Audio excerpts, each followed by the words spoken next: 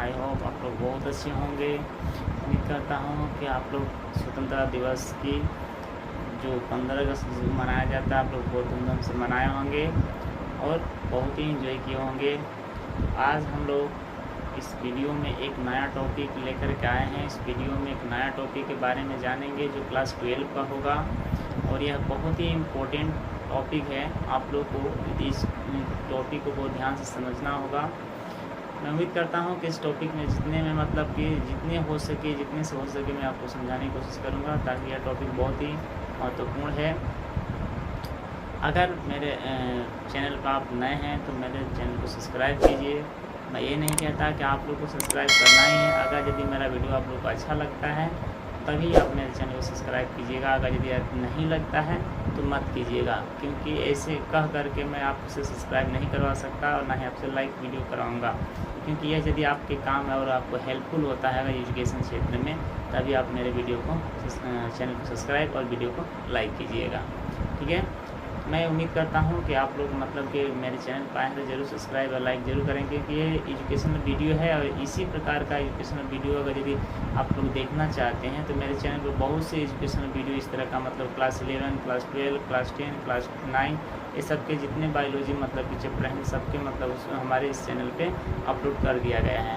आप चाहें तो जा कर के वहाँ से प्रत्येक वीडियो को देख सकते हैं और अपना कन्फ्यूज दूर कर सकते हैं और अपनी हर वह चीज़ मतलब ज्ञान उससे अर्जित कर सकते हैं। आई होप ये सारी बातें आपको समझ में आ गई होगी। चलिए स्टार्ट करते हैं। और आज का जो हम टॉपिक लेकर के आए हैं वह है क्लास 12 का बायोलॉजी चैप्टर 8 है, जो इसमें हम पढ़ने वाले हैं जो एस्केरिसिस। इसके पहले वीडियो वाले में मैं हाथी पाँव के बारे में पढ़ा चुका था। हाथी पाँव क्या होता है, इसके लक्षण क्या होते हैं, किस प्रकार की बीमारी होती है, कैसे इसका उपचार किया जा सकता है, तो मैं वो चीज़ पढ़ा चुका हूँ इसके पहले वीडियो में। अगर यदि आप नहीं देखें तो मेरे डिस्क्रिप्शन में जाकर के या प्लेलिस्ट में जाकर के वो वीडियो आप देख सकते हैं।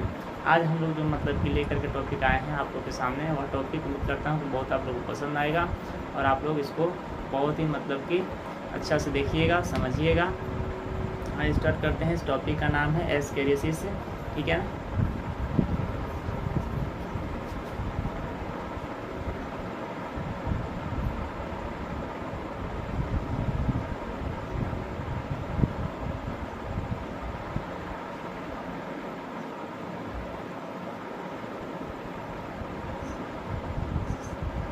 एस्केरिसिस, ठीक है ना। आज हम इसके बारे में जानेंगे। एस्केरिसिस बीमारी क्या होती है, ये किस में पाई जाती है, किस प्रकार की बीमारी है, पूरा फुल डिटेल्स हम जानेंगे। अगर फुल डिटेल्स आपको भी जानना है तो इस वीडियो को लास्ट टू वॉच जरूर कीजिएगा, यानी एंड तक जरूर देखिएगा, तभी ये समझ में आएगा, नहीं तो समझ में नहीं आएगा। तो आइए स्टार्ट करते हैं और ये जानते हैं कि एस्केरिसिस जो बीमारी होती है क्या कैसी होती है, किसमें पाई जाती है। ठीक है ना। तो सबसे पहले जानते हैं जो एस्केरिसिस जो बीमारी होती है, एस्केरिसिस जो बीमारी होती है, बीमारी एक रोग उत्पन्न करती है और वो रोग जो हेलमिंथेस जो होता है, प्लेटी हेलमिंथेस आप लोग जो पढ़े होंगे उसमें का जो ये रोग है उन्हीं में के जीव होते हैं। ठीक है ना। एस्केरिसिस, ठीक है ना। एस्केरिसिस जो होता है यह बड़े लोगों में पाया जाता है। ठीक है ना। एस्केरिसिस जो होता है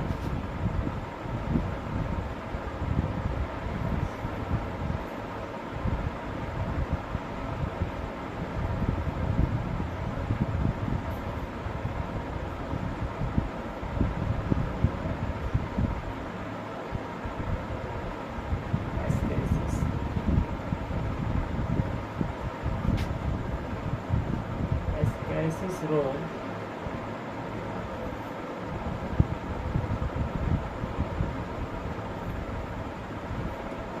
हेलमिंथेस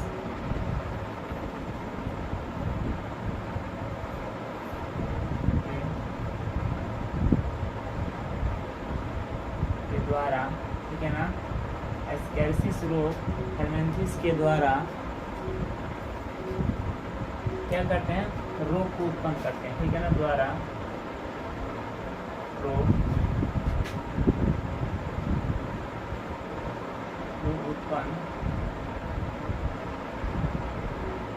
उत्पन्न करते हैं। ये याद रखिए, ये परजीवी होते हैं।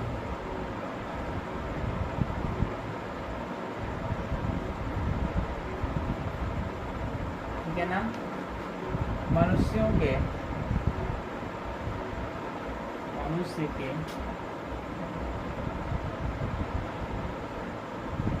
आहार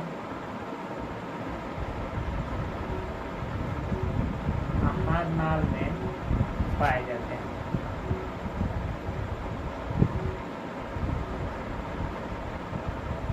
ठीक है ना, आहार नाल में क्या होते हैं, पाए जाते हैं। और इनका जो सबसे प्रभाव होता है छोटे बच्चों में देखने को मिलता है। इन छोटे बच्चों के लिए ज़्यादा हानिकारक होते हैं। इनका सबसे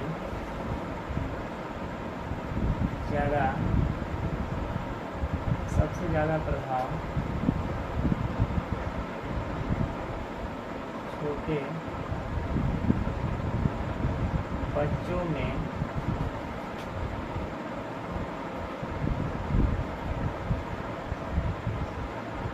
हानिकारक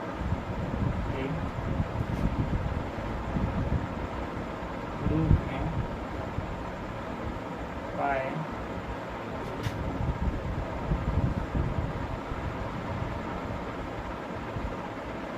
जाते हैं।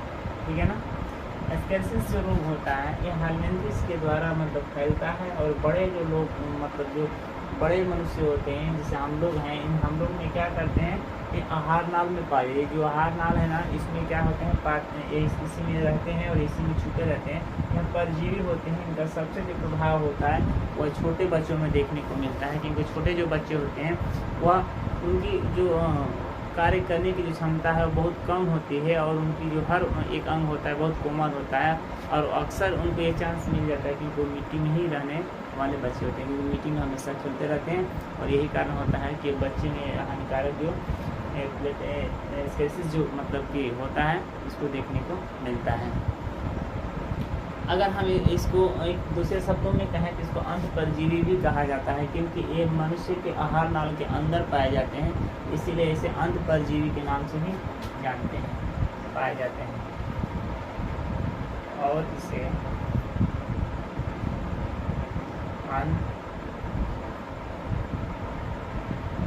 अंध परजीवी कहते हैं। और इसे क्या कहते हैं, अंध परजीवी के नाम से भी जानते हैं, क्योंकि आंतरिक के कार्य करते हैं, इसलिए अंध परजीवी के नाम से जानते हैं। ठीक है ना। अब इसके लक्षण के बारे में अगर यदि हम देखें तो लक्षण से क्या क्या हो सकते हैं जिससे हम इसको पहचान सकते हैं। ठीक है ना, अगर लक्षण की बात करें, ठीक है ना, देखिए ये चीज़ बहुत इम्पोर्टेंट है, आप लोग को बहुत अच्छे से इसको समझना है। ठीक है ना, तो इसके जो लक्षण है ये बच्चों में क्या करते हैं, बच्चों में उनकी वृद्धि को रोकते हैं,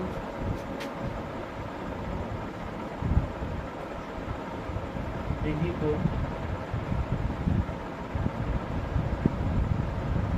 रोकते हैं।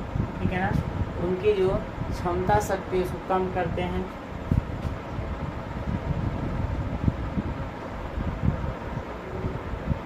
क्षमता शक्ति कम कर देते हैं। ठीक है ना, ये क्षमता शक्ति भी क्या कहते हैं, उनको वृद्धि को रोक देते हैं, उनको पढ़ने नहीं देते हैं, उनके शरीर विकास नहीं होने देते हैं। ठीक है ना, उनके जो कार्य होता है उनको क्या करते हैं, रोक देते हैं। ठीक है ना, और उनके क्षमताओं को रोक देते हैं। ये उसके बाद क्या होता है, ये अधिक संख्याओं में देखे जाते हैं। ठीक है ना, ये अधिक संख्याओं में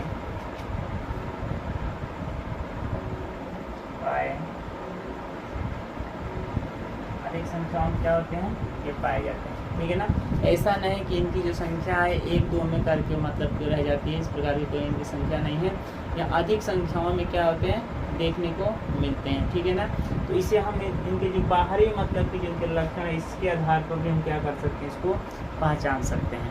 अब इसी में कुछ आंतरिक जो लक्षण होते हैं उसको भी हम लोग देखते हैं जो आंतरिक जो लक्षण होते हैं वो क्या क्या होते हैं। वो आंतरिक लक्षण आंतरिक जब बीमारी होगी तो कौन कौन से लक्षण से हम पहचान सकते हैं। ठीक है ना, जैसे में इस आंतरिक जो मार्ग होता है, आंतरिक जो लक्षण होता है आंतरिक लक्षण रक्त बहाव, ठीक है ना,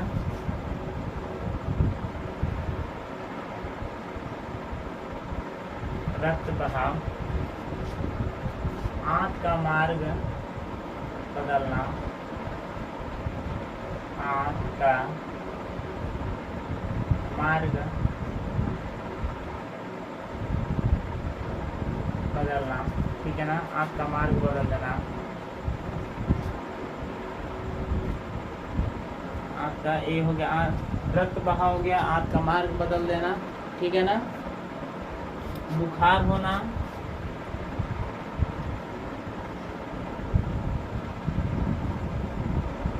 बुखार होना, ठीक है ना, उसके बाद से रक्तस्राव होना, रक्तस्राव होना, ठीक है ना, बार बार दस्त होना,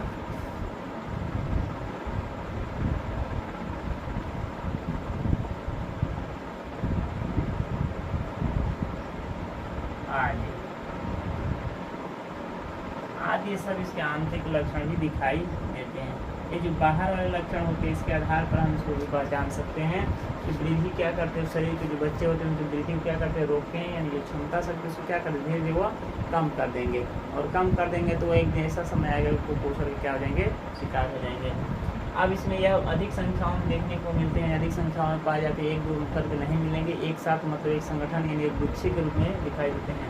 आंतरिक लक्षण वो रक्त बहाव है, रक्तस्राव भी कहते हैं, आंत का मार्ग बदलना, बुखार होना, बार बार दस्त का मतलब कि आना यानी दस्त होना, ये सारे लक्षण उसके किसके हैं, एस्केरिसिस के लक्षण होते हैं। हम इससे आसानी से इसको क्या कर सकते हैं, पहचान सकते हैं। अब हम आगे बढ़ते हैं और देखिए इसमें और भी क्या इंपॉर्टेंट चीज़ है उसको भी हम लोग देखते हैं। तो आई होप यहाँ तक कोई दिक्कत ना हो, आप लोग क्लियर हो गया हो। आगे हम लोग बढ़ते हैं।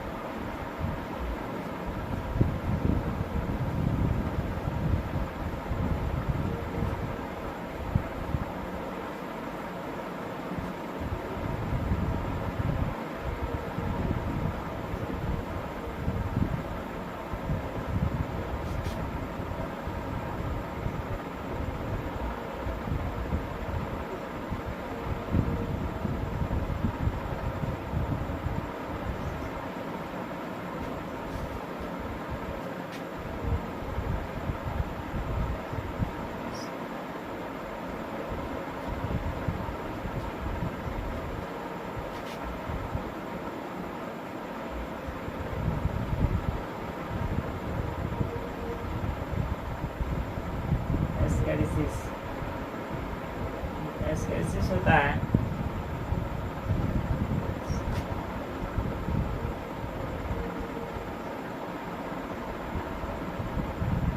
एस्केरिसिस लुब्रिकाइट्स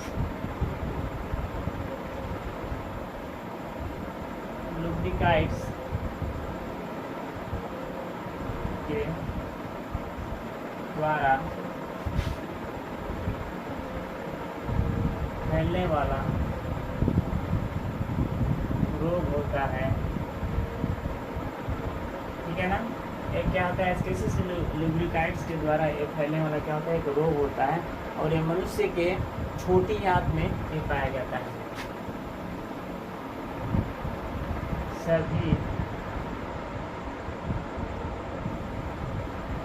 सभी मनुष्य के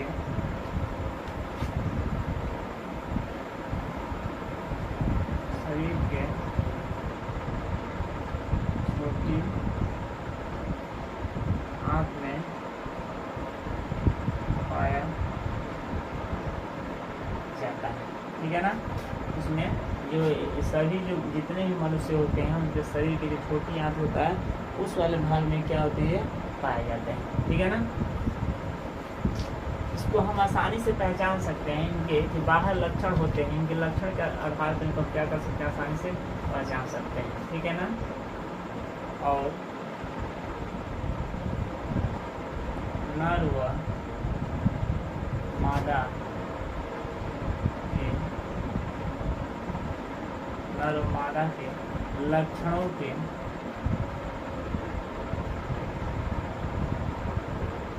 आधार पर इसे हम पहचान सकते हैं। ठीक है ना, क्या कर सकते हैं, आंत में पाया जाता है और नर और मादा के लक्षणों के आधार पर हम इसे क्या कर सकते हैं, पहचान सकते हैं। ठीक है ना, ऐसे बहुत से इसमें लक्षण है जो इसको हम पहचान सकते हैं, लेकिन इसमें और एक कुछ ऐसे इम्पोर्टेंट है जो मतलब कि हम लोग जानेंगे तो हमारे लिए क्या होगा, लाभदायक होगा, क्योंकि इम्पोर्टेंट चीज़ को ही जाना सबसे ज़रूरी होता है। ऐसे तो एग्जाम्पल इसमें बहुत से दे सकते हैं। ठीक है ना, क्योंकि मतलब कि इसके जो पहचाने वाले जो मतलब लक्षण होते हैं इन्हीं के आधार पर हम इसको पहचान सकते हैं। ठीक है ना, और नर और मादा के लक्षणों को हम इसको क्या कहते हैं, लैंगिक द्विरूपता कहते हैं। ठीक है ना, पहचान सकते हैं नर व मादा के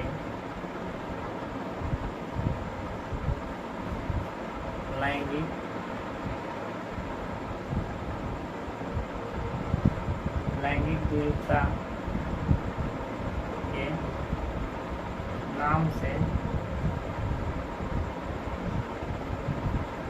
जानते हैं।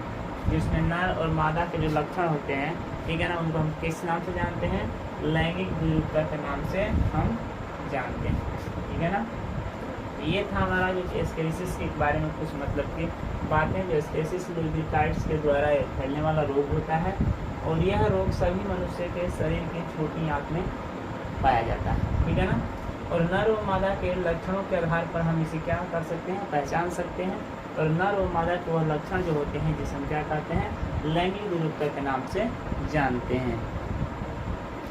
ठीक है, आई होप कि ये चीज़ क्लियर हो गया होगा। आइए अब हम ये समझते हैं कि जो रोग का संचरण होता है वो किस प्रकार किया जा सकता है। ठीक है ना, जो रोग का संचरण होता है वह किस प्रकार से होता है, किस प्रकार से उत्पत्ति होती है इसकी, और किस प्रकार से नहीं होती है, इसके बारे में हम लोग विस्तार से जानते हैं।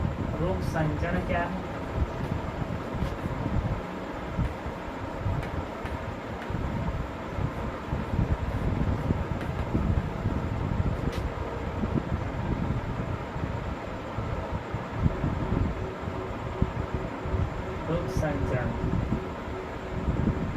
रोग संचरण क्या है, रोग संचरण किस प्रकार उत्पत्ति होती है, इसके बारे में हम लोग जानते हैं। यह जो रोग संचरण होता है यह मल के मार्ग के द्वारा, मल मुख मार्ग के द्वारा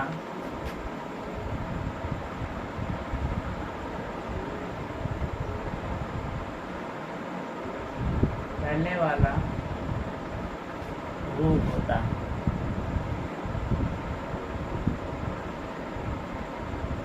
ठीक है ना, या मल या मुख मार्ग के द्वारा फैलने वाला क्या होता है, रोग होता है। अक्सर इसके जो कृमि अंड जो होते हैं, ठीक है ना, ये क्या होते हैं, जो कृमि अंड होते हैं वो सूख जाते हैं, और सूखने के बाद क्या करते हैं, वो मिट्टी में मतलब कि संदूषित कर देते हैं। जो उसमें जो सूखते हैं, जो कृमि के अंड होते हैं, ठीक है ना, कृमि के अंड मल के उपस्थित वाले में रहते हैं, और वह क्या उसमें मिट्टी में जाने के बाद क्या होते हैं, सूख जाते हैं। ठीक है ना, इसको भी नोट कर लेते हैं। रोग होता है कृमि अंड मल के, यानी मल में उपस्थित होते हैं,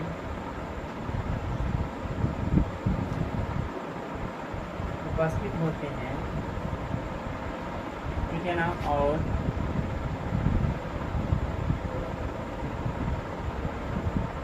मिट्टी में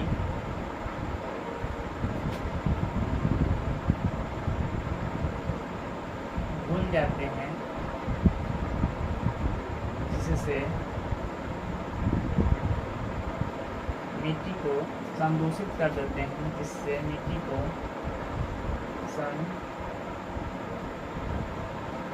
संदूषित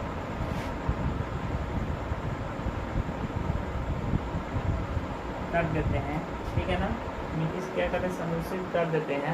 और उसी मिट्टी पे, ठीक है, संदूषित करने के बाद उस मिट्टी पे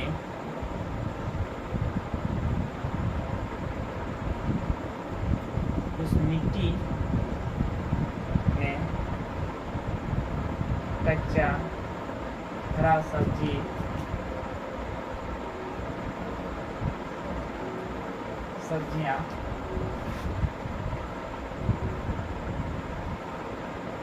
निकल जाती हैं, जिसे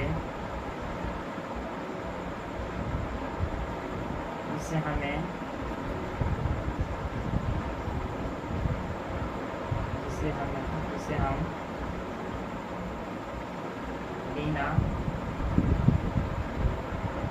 बिना धोए उसका सेवन कर लेते हैं, ठीक है ना। इससे हम क्या करते हैं, मान लीजिए कि जिस मिट्टी पे मतलब कृमि जो अंड होते हैं उसमें उपस्थित होते हैं, और उसमें उपस्थित होने के बाद उसमें घुल मिल जाते हैं, और वही मिट्टी को क्या करते हैं, संदूषित कर देते हैं। और उस मिट्टी पर जब हम कोई हरा सब्जी जैसा लगाते हैं, तो जब उसमें से निकलता है तो उस सब्जी को हम क्या करते हैं, अच्छा से धुलाई नहीं कर पाते हैं, और वैसे ही उसका क्या करते हैं, सेवन कर लेते हैं। तो इस प्रकार करने से क्या होता है, वह बीमारी फैलता है, ठीक है ना। तो हमको इस तरह से नहीं करना है। ठीक इसी प्रकार जो छोटे बच्चे होते हैं वह मिट्टी में क्या करते हैं, खेलते रहते हैं, ठीक है ना, कर लेते हैं। ठीक इसी प्रकार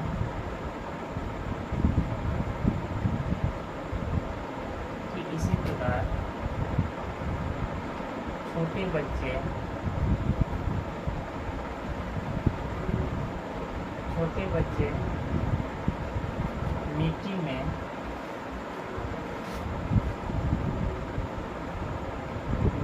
खेलते हैं और बिना हाथ धोए भोजन या अपने मुख में हाथों के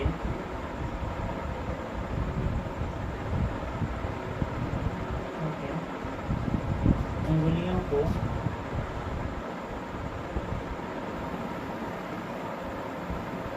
डालते हैं, ठीक है ना। आप लोग देखे होंगे जो छोटे बच्चे होते हैं वो ज़मीन पर खेलते खेलते क्या करते हैं, वो अपने हाथों को मुख में डाल लेते हैं, यानी उनके जो बड़े नाखून होते हैं उसमें क्या होते हैं, वह मिट्टी छुपा हुआ रहता है, और वह मिट्टी जैसे वो हाथ अंदर की तरफ मुख में जाता है, वह क्या करते हैं, वो मुख की तरफ से क्या करते हैं, वह अंड जो होते हैं क्रीम वाले वो अंदर की तरफ प्रवेश कर जाते हैं, ठीक है ना, और वो क्या करते हैं, उनको बीमार कर देते हैं। तो याद रखिए, ठीक उसी प्रकार छोटे बच्चे मिट्टी में क्या कर खेलते हैं और बिना हाथ धोए भोजन पदार्थ क्या करते हैं, भोजन कर लेते हैं, या अपने मुख में हाथों की अंगुलियों क्या करते हैं, डालते हैं, तो उस प्रकार भी वो मतलब बीमारी वो फैल जाती है, ठीक है ना। तो हमें कभी भी याद रखिएगा, छोटे जो बच्चे होते हैं उन्हें इन सब से दूर रखना है, और उन्हें कभी मिट्टी में खेलते वक्त उन्हें ये ध्यान देना है कि मतलब मिट्टी में खेलते हैं तो अपने हाथों को मुँह में न डालें। इससे क्या होता है, बीमारी को हम मतलब कि फैलने से रोक सकते हैं। अगर यदि इस प्रकार का उपचार हम नहीं करते हैं तो बीमारी बहुत तेज़ी से फैल सकती है। चलिए, ये तो रोग संचरण का हो गया, किस प्रकार रोग उत्पत्ति हो जाती है, क्या क्या गलती करते हैं तो रोग मतलब हमारे शरीर बढ़ जाती है। इस गलती के बारे में हम लोग जानें, और ये भी जानें कि यह चीज़ हमको नहीं करना है। छोटे बच्चों में अक्सर ये बीमारी देखने को मिलती है, तो छोटे बच्चों के लिए खास मतलब की है, ताकि छोटे बच्चे इसको देखें और इस बात को समझें। अब हम ये जानते हैं कि मतलब कि इसका नियंत्रण कैसे किया जा सकता है, कैसे इससे हम बचा कर सकते हैं, ठीक है ना। तो इसके बारे में हम लोग जानते हैं।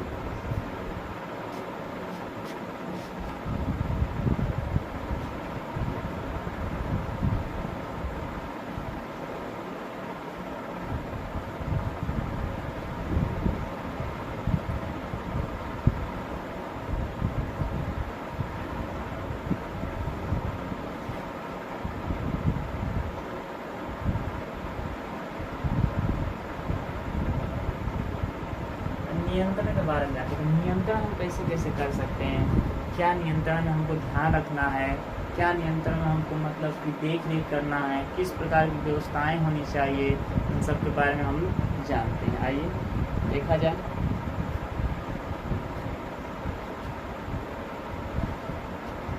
सबसे पहला इसमें जो पॉइंट आएगा, फल या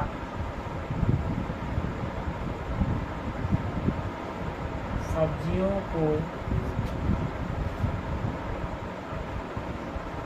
हमेशा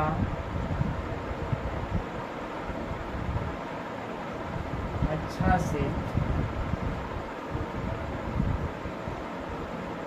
धोकर ही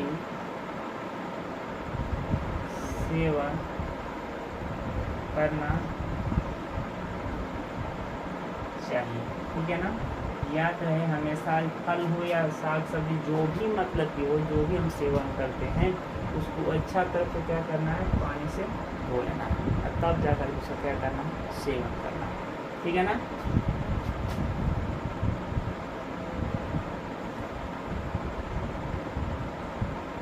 दूषित जल कभी नहीं पीना है। ठीक है ना। याद रहे हमें उस प्रकार का जल का सेवन नहीं करना चाहिए जो हम देख रहे हैं कि जो जल दूषित है, वो जल खराब है, उसको हमको सेवन करने से हानिकारक होती है। तो वैसे जल को क्या करना है, सेवन नहीं करना है। ठीक है ना।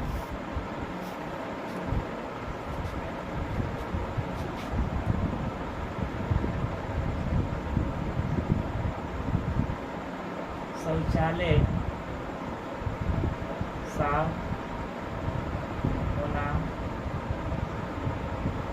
होना चाहिए। शौचालय होता है वो साफ होना चाहिए, कभी भी उसमें कोई किसी प्रकार का गंदगी न हो। आप लोग देखे होंगे बहुत से जो मतलब गांव के लोग होते हैं, कहीं शहर में चले जाइए ना, देखिएगा उनको लेटिंग में भी जाना उनको नहीं आता है, ऐसे जाते हैं जैसे लगता है कि अपना गाँव ही बना कर रखते हैं। ठीक है ना। तो वैसे लोगों के लिए क्या करना है कि मतलब कि जो शौचालय होता है वो हमेशा साफ रखना चाहिए। शौचालय में किसी प्रकार का गंदगी ना फैले, नहीं तो इससे क्या होती है, बीमारी निकल आती है। ठीक है ना।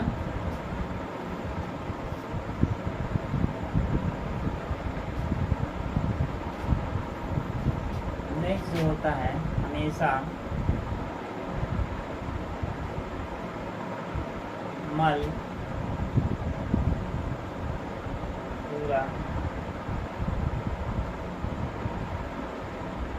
पूरा करकट, हमेशा मल पूरा करकट का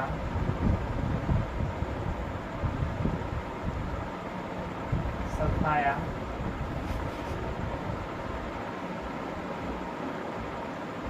और वैज्ञानिक तरीकों से करना चाहिए। ठीक है ना। याद रखिए हमेशा क्या करना चाहिए, जो मल हो या कूड़ा करकट जो भी कचरा हो, मतलब उसको क्या करना है, हमेशा वैज्ञानिक तरीकों से उसको साफ करना चाहिए। नहीं कि घर का जितना कूड़ा करकट है घर के पास ले जा करके फेंक दिए या घर के पास इकट्ठा कर दिए, इस तरह का नहीं होना चाहिए। इस तरह का करने से क्या होगा, वह बीमारी फिर से जाएगी दूर कहाँ, वो और फैल जाएगी। तो हमें इन सब बातों को क्या करना है, ध्यान रखना है।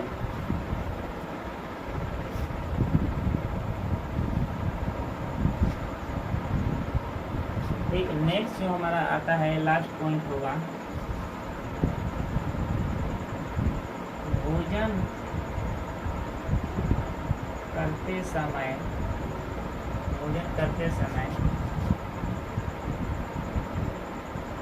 हमेशा हाथों को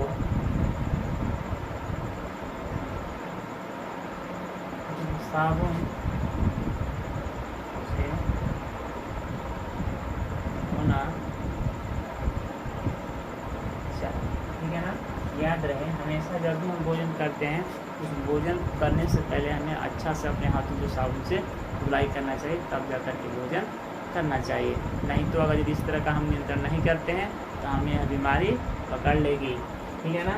तो हमने क्या देखा, नियंत्रण में से 5 पॉइंट्स को हमने कवर किया, और ये 5 पॉइंट्स आप लोग रोज़ से कार्यमर्रा में करते हैं, और रोज़ इसके बारे में आपको करते हैं। फल या सब्जियों को क्या करना, हमेशा अच्छा से रोज़ा खाना चाहिए, सेवन करना चाहिए, और दूषित जल कभी नहीं पीना चाहिए, शौचालय साफ होना चाहिए, हमेशा मान लो कूड़ा करकट का सफाई वैज्ञानिक तरीकों से करना चाहिए, भोजन करते समय हमेशा हाथों को क्या करना चाहिए, धुलाई करना चाहिए। आई होप कि ये सारे जितने पॉइंट्स आपको बताए गए हैं, सारे पॉइंट्स आपको क्लियर हो गए होंगे, और सारे पॉइंट्स आपको अच्छा से समझ में आ गया होगा। अब हम लोग जान गए हैं कि एस्केलेसिस की बीमारी कैसे होती है और किस किस लोगों में दिखाई देती है।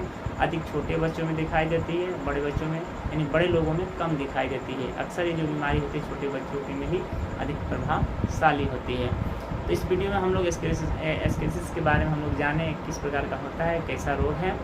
तो अगर यदि आप मेरे चैनल पर नए हैं तो आपसे रिक्वेस्ट है मेरे चैनल को सब्सक्राइब कीजिए, और मेरे वीडियो को लाइक और फुल वॉच देखिए, ताकि फुल वॉच देखेंगे तो आपको भी समझ में आएगा और हमें भी मतलब कि समझ में आएगा कि मेरा वीडियो आप लोग अच्छा से देख रहे हैं और मेरा वीडियो चल रहा है। तो बस आज के लिए इस वीडियो में इतना ही। तब तक के लिए फिर आप ऐसे ही एजुकेशनल वीडियो के साथ और ऐसे अच्छा एजुकेशनल वीडियो के साथ हम लेकर आएंगे फिर अगले टॉपिक में। तब तक के लिए नमस्कार और जय हिंद, जय भारत। फिर अगले वीडियो में हम लोग मिलते हैं।